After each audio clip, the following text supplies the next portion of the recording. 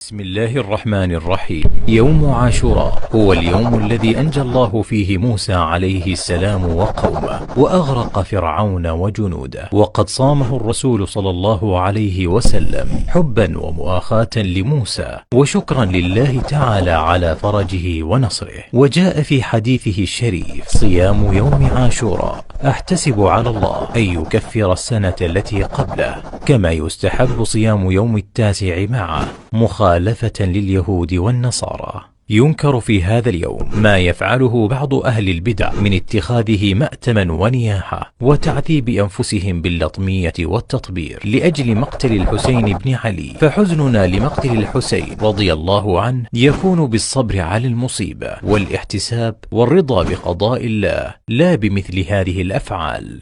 عاشوراء يبعث الأمل والتفاؤل في النفوس ويرفع المعنويات بقرب النصر وتفريج الكروب، وأن الله ينجي أولياءه وعباده المؤمنين ويهلك الظالمين ولو بعد حين، كما أنجى موسى عليه السلام وأغرق فرعون.